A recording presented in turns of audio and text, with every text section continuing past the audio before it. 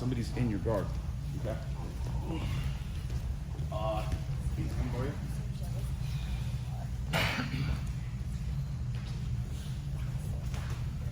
Also, depending on body types, I don't want to be in a position where it's going to be his advantage for playing guard.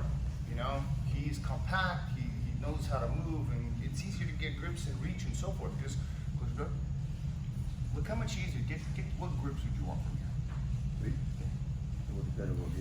It's fine. Whatever. Look how much easier it is for him to get grips here. If you want to reach a collar, look how much easier it is for him to reach my collar. Okay.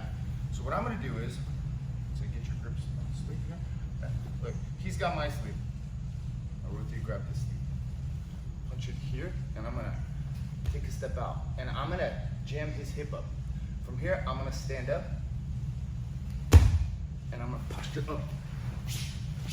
And we're back. From here, he's on his back. Okay? So for me, I can maybe grab one leg, and I can just go. Something as simple as that. Because I guarantee you one thing. When you do this leg's gonna fall. Because it's not gonna stay out. If it does, that groin is gonna not feel good. But how do you stand up? He gets his grips, I get mine here, punch it here, okay? So I'm standing up, put my knee back in there. I lean on my right so that my left leg can go light, and then I take a step with my toes pointed out, okay? And I'm jamming his hip. Why? Because I assume he's gonna wanna open his guard. If he begins to open his guard here, it's already open here, okay? I can begin to back out, okay? But I can feel.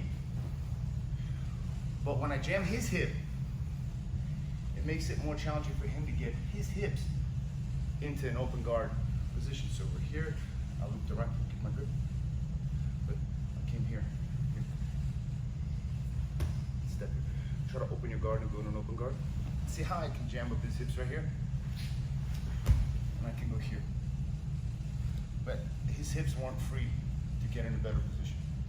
But what I want to do is I want to stand up. So how we're going to do this is like this.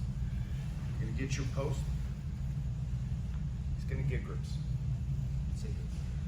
I'm going to grab his sleeve here, okay? And I'm going to punch it underneath this hand. I'm going to put weight on the right knee so the left one can step. And my elbow, my hip, and my leg jam his hip.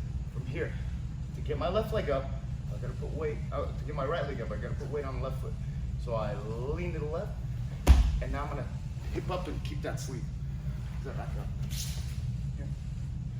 That leg. Oh, look at where you're at now. Real simple. And if you have the proper position here, look, it's hard for them to recompose that guard move, just when you do something as simple as that. Because if he's here, why would I all of a sudden step in here to give him de la hiva? Or even go here, and he gets here, and it's an inside de la hiva. I get stuck in a knot. Why would I not? Okay. And if you have a good speed change, so you can kind of accelerate a little bit faster and surprise them, this works very well. But let's just stand up. Now, how do I stand up? The mechanics of standing up is going to be one of two ways. I need to get my shoulders and hips lined up. It's a lot harder for me to get my shoulders lined up with my hips. So I'm going to line my hips up with my shoulders. Instead of going, I step and I hip it so that my hips come in. So here, back out. And leg drop. Okay? So time. I highly suggest that you try passing standing up. Because when you stand up, okay, you go into a very dominant position. But you have to be able to move from there.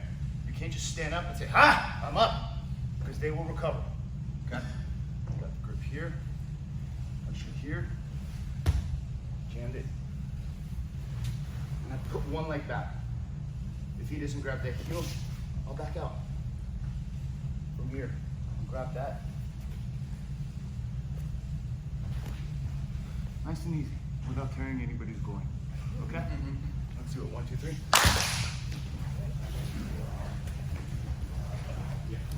Nice and easy. Grab somebody that you can work with. Marco, go with Izzy.